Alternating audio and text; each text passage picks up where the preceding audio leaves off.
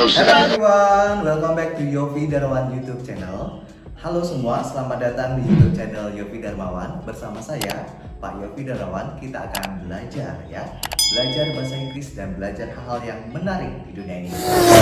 Sebelum nonton, tolong tekan tombol subscribe-nya ya. Bagi yang sudah subscribe, terima kasih banyak. Dan terima kasih juga bagi yang sudah like. Dan jangan lupa terus komen dan like video ini. Terima kasih.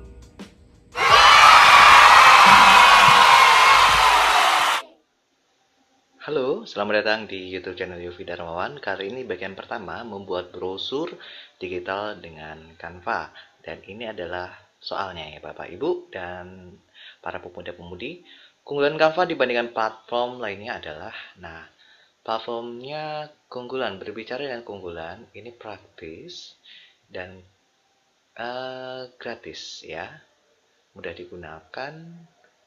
Kalau berbicara keunggulan pasti hal-hal yang menguntungkan. Kalau bisa diakses tanpa internet, salah, karena ini harus pakai internet. Kalau full akses juga salah ya. Yang benar dan mudah digunakan antarmuka yang praktis. Menurut saya sih itu. Nanti kita akan lihat. Pertama, jumlah pengguna internet dari tahun ke tahun memberikan dampak yang cukup signifikan terhadap pemesanan produk. Salah satunya adalah, pastinya karena internet sesuatu yang berhubungan dengan digital. Brosur menunjukkan nilai dan keberadaan sebuah organisasi atau bisnis. Karena itu kita bisa menggunakan warna dan font yang serupa dengan lambang perusahaan. Uraian tersebut merupakan manfaat salah satu brosur, yaitu brosur sebagai cerminan organisasi ya. Karena tadi membahas tentang organisasi. Selanjutnya, saat sedang membuka Facebook, Dila menemukan brosur yang menjual madu. Namun Dila tidak tertarik membeli produk tersebut karena tidak percaya bahwa madu yang dijual adalah produk asli. Ketidakpercayaan Dila ini disebabkan oleh desain kuno dan kurang informatif. Deskripsi tersebut merupakan contoh kasus manfaat brosur, yaitu brosur dapat meningkatkan kepercayaan pelanggan ya. Nah, perhatikan pernyataan berikut. Kita fokus pada pertanyaannya ya. Pertanyaannya, manakah yang sesuai dengan definisi keunggulan brosur digital? Yang pertama, tidak mudah rusak, lebih hemat, dioperasikan dengan komputer 1, 2, dan 4. Jawaban saya sih itu. Kita akan cek apakah benar. Oke, kita lihat pembahasannya. Nah, benar sekali ya, brosur merupakan brosur sebagai cerminan organisasi.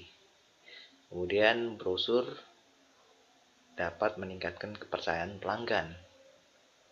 Nah, 1, 2, dan 4 ya. Brosur digital merupakan media promosi informasi yang berisi gambar, foto, teks, objek lain disusun sedemikian rupa.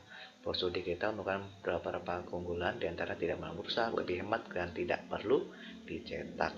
Selanjutnya, pemasaran produk lebih banyak dilakukan secara digital. Kenapa? Karena teknologinya semakin canggih, hadirnya dunia internet memberikan dampak pada media pemasaran brosur. Pemasaran suatu produk dan jasa kini lebih banyak dilakukan secara digital ya. Sehingga iklan konvensional seperti brosur yang dicetak telah beralih menjadi brosur digital. Nah, ini dia keunggulan Canva ya.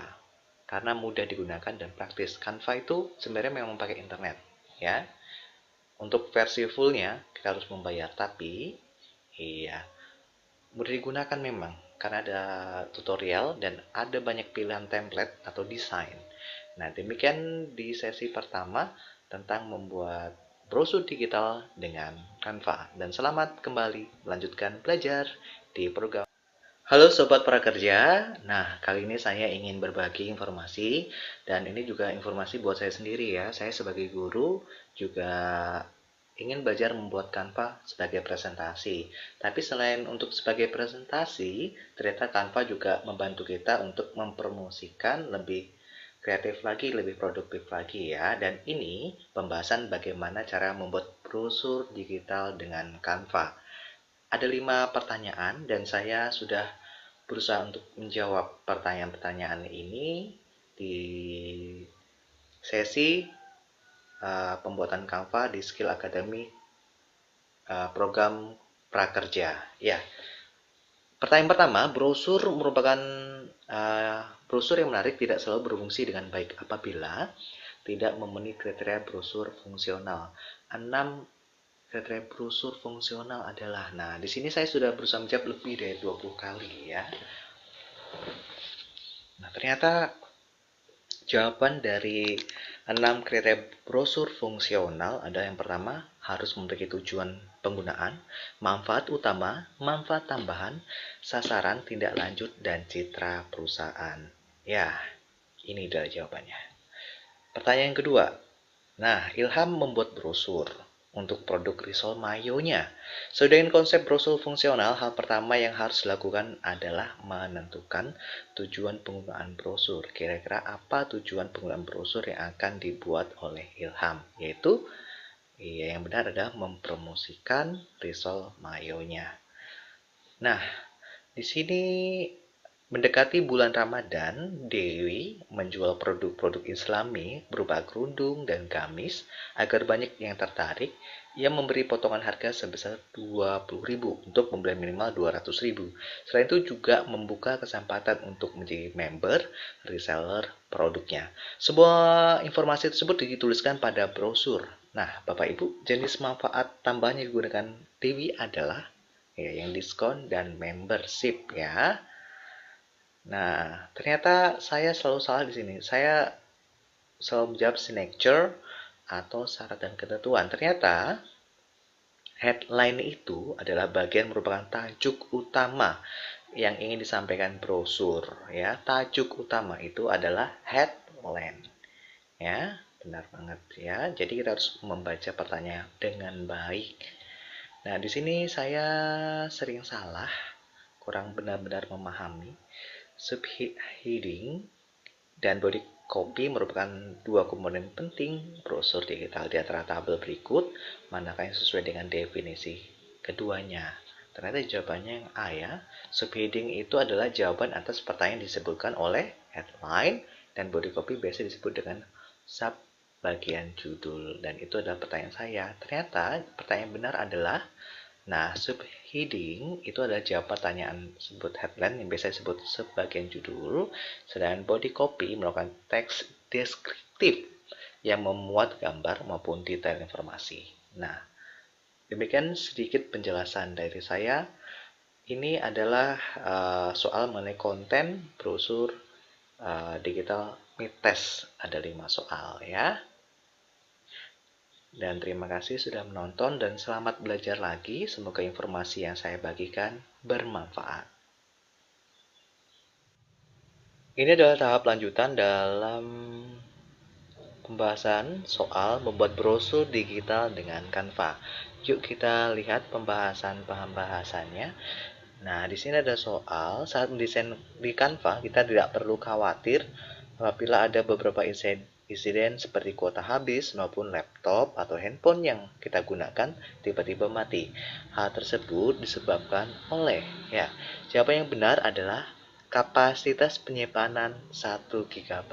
Nah, ternyata ada penyimpanan tak terbatas itu untuk yang versi Pro ya. Untuk versi yang free ada kapasitas penyimpanan sebesar 1 GB.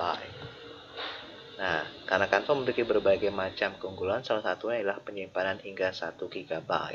Dan kita tidak perlu ragu atau khawatir apabila kuota habis maupun laptop atau handphone mati saat tengah mendesain ya. Desain tersebut telah disimpan dan bisa diakses kapanpun. Selanjutnya, saat telah menyeleksi desain, Eko tidak sengaja menghapus salah satu desain brosurnya. Padahal desain tersebut masih akan difungsikan di kemudian hari. Untuk menemukan desain yang telah dihapus, Eko bisa menggunakan fitur, kita ada fitur sampah atau recycle bin. Nah, di situ bisa mencari fitur atau platform desain-desain yang telah terhapus. Canva menyediakan waktu 30 hari untuk memulihkan desain yang pernah dihapus sebelum benar-benar hilang atau dihapus secara permanen. Tools dalam Canva yang digunakan untuk mengunggah foto maupun gambar disebut unggahan ya. Dan salah satu aspek yang perlu diperhatikan dalam membuat brosur adalah font yang digunakan. Prinsip-prinsip pemilihan font yang ideal, nah di sini. Yang pertama, keterbacaan. Kedua, tidak menggunakan terlalu banyak jenis font. Yang ketiga, ketebalan yang ideal.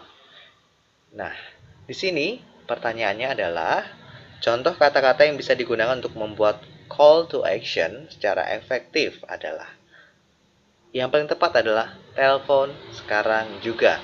Karena call to action yaitu pesan yang mendorong pembaca untuk mengambil tindakan tertentu seperti yang diharapkan pembuat iklan. Contoh efektif call to action adalah telepon sekarang juga diikuti oleh nomor telepon yang bisa dihubungi.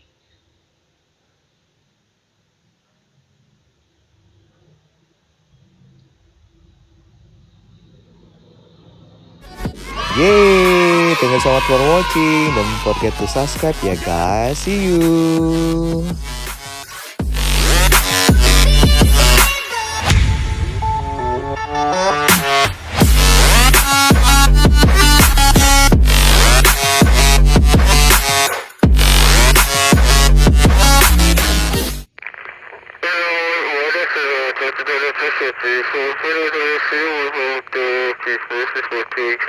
Please,